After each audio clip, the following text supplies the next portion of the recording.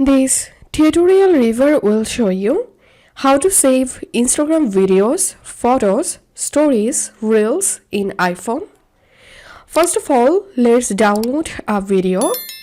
So for example, how to download this video, I'm going to tapping on the share icon and copying the video link and then going to my browser, search here insta save and scroll down and you have to open this website saveinsta.app and now paste here the video link, tap on download,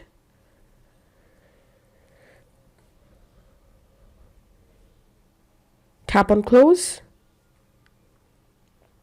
and here you will get the video. Tap on download video,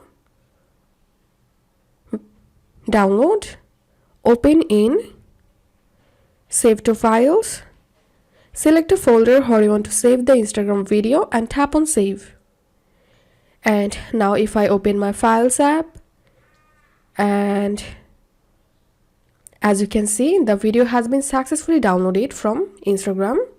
And the same way you can download Instagram photos, stories, reels. Just open the photo or story or reel, which one you want to download, and you have to copy the link, then go to the website saveinsta.app and paste the link here, and that's how you'll be able to download videos, photos, stories, reels from Instagram on your iPhone.